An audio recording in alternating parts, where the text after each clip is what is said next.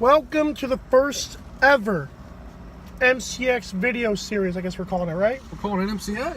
MCX, baby. The MC Experience, right here. We just call it Chris and Mike. Chris and Mike. YouTube series, right here. First one. There you go. So... What time is it? Where we at? It's 4:44 in Port Wentworth, Georgia. We just ate at the Bojangles. Welcome to Bo's. Okay, that's Mo's. But just had some biscuits and browns. Yep. And we also, we caught our Twitter video that was posted before this is going to be posted. It's our NFL Don Russ Elite pack. We've done some NBA pack openings, but here we did an NFL one. Got like 3 or 4 Ezekiel Elliott's. Got a Dak Prescott, a Drew Brees, Alvin Kamara, Larry Fitzgerald, Frank Gore, T.Y. Hilton. Yes, T.Y. Hilton, Frank Gore are my guys. Drew Brees. I'm surprised we didn't get any Antonio Brown or Ben Roethlisberger. Yeah, we got a J.J. Watt and Jadeveon Clowney. Yes, we did. So we got the 2 defensive ends, or outside linebackers, whatever you want to call that position now. Yeah, they both play it all. So, Chris, I since we just talked about that part, let's go and just talk about the evolution of the outside linebacker. Like, I remember before playing Madden 07 and crap like that, you would have a defensive end who would actually rush the passer. Yeah. Now the evolution of that position is the outside linebacker is now the guy who rushes on the outside and can step back in coverage sometimes. Well, explain that. All depends on the defense if you're what you're using. Obviously, if you're running 3-4, you got 3 linemen down in the dirt, and you got 4 linebackers. Obviously, you know the guys with the most sacks are most likely going to be your linebackers. In the Steelers' case, it was obviously the interior lineman, Cameron Hayward. But most of the time, you'll see linebackers in the 3-4 get all the sacks because, you know, they're rushing on the outside. The 4-3, you got 4 linemen, and that's when you'll see the linemen most likely get the sacks because in the Panthers' way or the Rams, there'll be 3 linebackers back, most likely dropping in coverage and rushing every now and then, and that's when you'll see the linemen get the sacks. 2 pretty successful defenses, the Panthers and the Rams. Mostly the Rams because of personnel, but right. But when you got the Panthers linebackers, that's the best. Davis, that's the best core to mention. Shaq Thompson. Okay. Now you mentioned the Steelers a little bit. How impressed were you with T.J. Watt, and what did you see that he needs to improve on? If you caught up with that any with T.J. Wasn't really a fan of him when we first took him, but yeah. Obviously, after the first few games, I thought he showed out week 1 versus Cleveland. He did a little bit of everything. He played. They didn't put him at middle at all when Ryan Shazier went down. It surprised me, but he was able to go in there and get a pass rush going. He was able to drop back in coverage. He did a little bit of special teams. Obviously, had sacks, forced fumbles, interceptions, tackles for loss. So he did it all. I was impressed. Do you think that? How good do you think he can be now that you've seen him, or are you not going to comment on that yet? You'd probably see another 5-sack season with him, 2 interceptions. See, now he is a brother of JJ, so obviously there's blood right there. I mean, that's crazy. I mean, the fact that he did that in his first year, even close to what he did, is sensational. Family talent. Yeah, so, we did get some other cards. Speaking the one debate that I've seen a lot of people have with the rookies, like, you hear about some guys out there, but then you hear about Alvin Kamara, like, people are really sold on him at times. Like, I'm one of the people that wants to see a second year because to me it reminds me of like a Sony Michel that actually just recently came out of Georgia. Who's Michel drafted Patriots. by? Patriots. I think Sony Michel reminds me of Kamara. And Yeah. But the reason he's not going to do that is because he's with Belichick's system. Maybe Belichick changes it, runs Sony as a feature back. Who knows? He did it with Corey Dillon, and Falk. But now with all these different backs he's using, you know, Burkhead. Woodhead was there. James like White. Woodhead. Well, he ain't there no more. He was good with the Chargers. Yeah, but anyways, you know, we're gonna see how Belichick uses them, and with Kamara, I know everybody's gonna be hopping on him in the first few rounds of fantasy. I bet you he'll go in the 3rd round just from the season he had last season. Bet you Mark Ingram's gonna go early. Don't take him. So you saying don't take Kamara Don't take him that early. Don't take him that early. And that's my thing. You think he's more like a flex guy? I don't know. He's got more benefits than PPR. I would take Ingram over Kamara, but you know Ingram's got the 4-game suspension now, so that's why people are going to be hopping on him. But I still don't think he's that main guy. See, and I I think Kamara, I think people need to be careful. Like, my thing was with him, now Saquon Barkley is a better version of Kamara. Like, now Saquon can do it all just like Kamara. But he can? I'm going to transition to the Giants, like, a little bit, because I know a question. Can Saquon do it like Kamara? I believe so, but here's the thing. Here's what I said on my recent, on my last podcast I had, which is probably going to be my last one since we're doing this now. So no more podcasting. Well, maybe. I mean, I know 12 Ounce likes me. We'll see how that goes. I'm more going to do videos for them. And I'm going to see what my podcast future holds. Definitely. With Saquon, but I saw a poll raised on Twitter. I mean, you talk about the one NFL thing that's been on my mind in the offseason for quite a while, for about a week now. Every single day I'm thinking of where Saquon Barkley should be taken. Like, will he be taken in the top 15? Because people, I mean, the heavy workload, the offensive line is a little bit better. I mean, you can't get much worse than last year. But I believe he's like a 2-down back. I watched his tape. I like your guy a lot. Who was your guy? The San Diego State guy or something like that? Rashad Penny. Yeah, drafted by the Seahawks. Now, I know he's going to get a heavy workload as well because they need help badly. The way you want to pan all this out, Mike says he sees the first top 15. I don't see that. I don't know who in their right mind put that on Twitter. Here's why. Here's what you do. This is how you break it down. You got the locks that are going to go in the first round. Yep. There's already locks. We know it. The past 4 years. Huh? Zeke, Wentz, Rodgers. Well, the past 4 years, it's not going to be Wentz. The past 4 years, Antonio Brown and Le'Veon and Julio. Those have been the top 3 every time. Now you got Todd Gurley. Todd Gurley's going to go in there. Zeke's going to go in there. Aaron Rodgers is going to go in there. Maybe Russell Wilson. I've seen people sneak him in there. And he had an MVP run this year. I don't think Wentz, even after the run he just had, I don't think they're going to go after him in the first round. He didn't go in the first round last year. But you got all these guys that are, first round. Hell, I even saw Gronk go overall 9. Do I think Saquon should go in the first 2 rounds? No. So that leaves him as like around overall 30.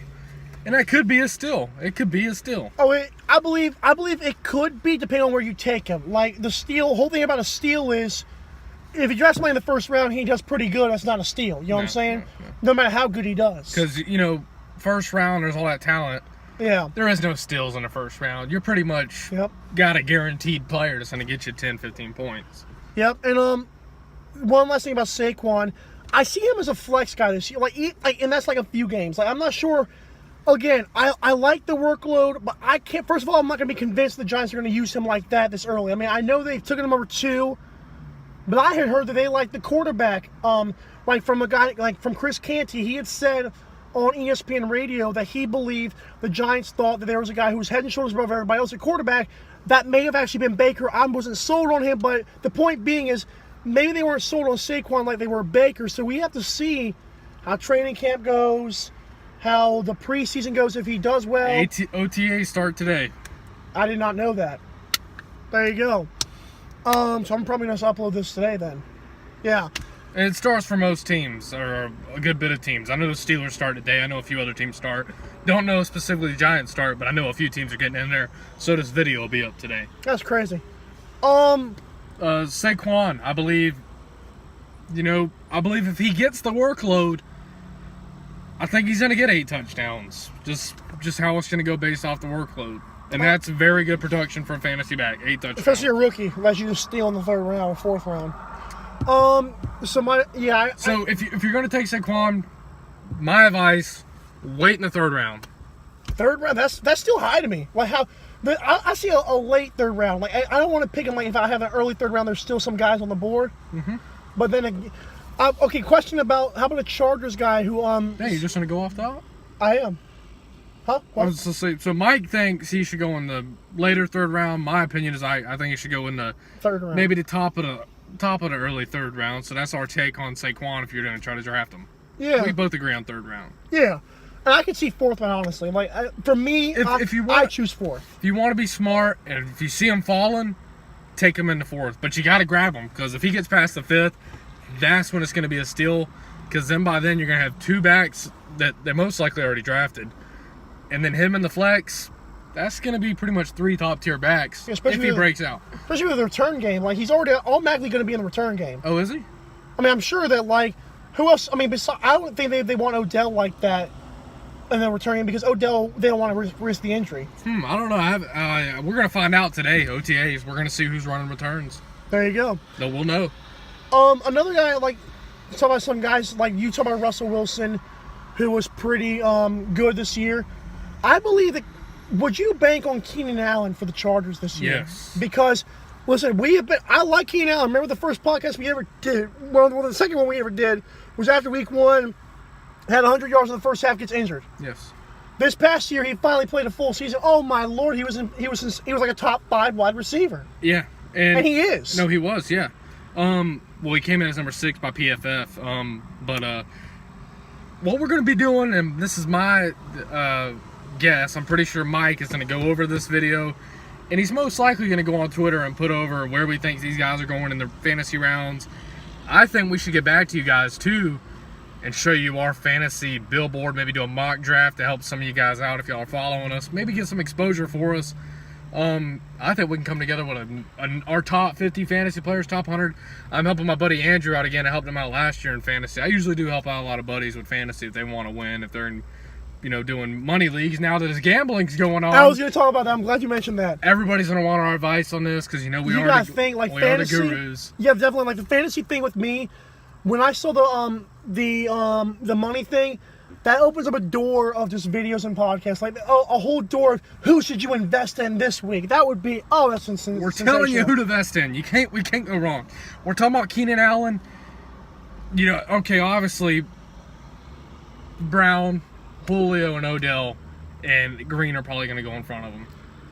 Okay, so first of all, based on those guys, like, and not just, and remember guys, with fantasy you have to realize it's not just Julio, Antonio, Odell. You have to think about who's around them, like the Sanu and the guy they just got, like James Washington for the Steelers. Calvin Ridley with Julio. That's what I mean. It's Calvin Ridley with Julio. So, based on who they have around them, do you take Odell over them? Or the number 2, because here's a number 2 that everybody's sneaking up on, and he could fall late. And just to remind you guys, this ain't something me and Mike have looked at or anything. We've just heard stuff. But we haven't looked at any boards, have we? I haven't. No. So the guy that's sneaking up on everybody, Sterling Shepard, the number 2 opposite of Odell, coming off an injury. Everybody's thinking about Sterling Shepard. He didn't quite fill the shoes last year at number 1 when Odell was hurt. I think he's going to come along and be a strong number 2. Obviously. I mean, if you can get Sterling Shepard as a number 2, you got to think if Odell's just shut down because they put him in the slot a bunch. Yeah, he get double teamed. Yeah, that pisses me off. Like when the Giants did that, but that's for another day. But whatever happened with Odell is Odell. But really, Sterling Shepard, that you're right, I could sneak up on somebody. Right. Again, I would say like Odell Beckham Jr. Now, if Sterling Shepard is going to sneak up on people, Odell may not go number 1 wide receiver because you got no. Odell's not going number 1 receiver. Julio or AB. Who do you got? AB because he's been going the past 3 years and he's been the most consistent. And I'll tell you what, Ty. Who does he got around him? I mean, who's luck one I threw them besides T.Y. Hilton?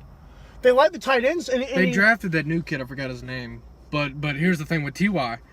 Even though he don't have anybody around him, he didn't have anybody around him 2 years ago whenever he was number 1 receiver in the league. Yeah. So, I think T.Y. can overcome the odds. Okay.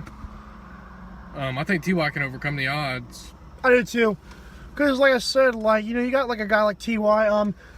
They do rely on tight ends a bunch, which I've noticed in Indianapolis for years, like whether it be Dallas Clark, Kobe Fleener, Dwayne Allen, Jack Doyle. Jack Doyle. They find ways to get these tight ends. So an Indianapolis tight end could sneak up as like a little flex option tight end sometimes. Yeah, maybe something like that. Especially against a good defense, you don't want to just throw it up to T.Y. every game. I'm going to say AB is the lock for the number 1 receiver. Julio's going to be 2. Odell's going to be 3. And who do you think's going to have the best season? We're just guessing right off the top of our head and not doing any research yet. I think AB is going to be up there again for the 5th straight year. Okay. Talk about some quarterbacks and then we'll just leave it there for a 15-minute thing. Quarterback, I'm interested in going late as always. I always wait late. And I've always won. For a decent quarterback. By doing that late because I've always relied on Eli Manning being there. He's obviously a good quarterback. Ben Roethlisberger's always there this late. And you could obviously find Dak Prescott there late. That's if you have a good team and a good bench around you. You can rely on the running backs. You don't need 30 points a game like Aaron Rodgers at quarterback. People are going to pull on Rodgers, Cam Newton, Russell Wilson, obviously because they move their legs. Andrew Luck's going to be interesting this year. I'd wait late for a quarterback. That's just me. I'm going to give you Because I know you've liked this guy before. You thought he was going to have a breakout year one year. And his team was sensational this year. Blake Bortles good enough to draft late? I mean, with the team around him, interceptions can't be that high. I don't think so. I think he's got a lot of depth at receiver. They just got DJ Chark. They lost Allen Robinson. They got, who's that other kid they got? Dede Westbrook. They got some good solid talent. Allen Hurns left as well. So, I don't know. We'll see. I think Bortles could be I mean, I wouldn't draft him, but, like, the thing is, how much of a, do they rely on a run game? You know, because Bortles, the problem with the Bortles thing, Jaguars are great, but they don't really put up the points. And who's that running back they drafted behind Fournette? They drafted a really good running back. I'm not sure. They drafted a good running back behind Fournette. Google it real quick. No, it's cool. And Luck, quick take on Luck's season. You say he could be interesting? I've heard right now that he looked really good so far in warm-ups and stuff. We'll see how he looks today in OTAs. You know, him and T.Y. should connect for 10 touchdowns easily if Luck's arms there. I believe the best thing that happened to Luck, I said it, if our season was going bad, just rely on Jacoby Brissett and get Luck fully healthy. I think Luck's going to have a surprising year. The best thing that happened to Luck is Quentin Nelson. Motherfreaker's a beast. There you go. And Matt Ryan could be there if Calvin really develops pretty smoothly. Yeah. That's it for us, guys. This is going to be fun. Be there to look out for our big board, our fantasy big board. And remember, you're going to have to watch the video first, and then we're going to post it on Twitter. So check the videos, guys. Subscribe today. Have a great day, guys. OTAs. Peace.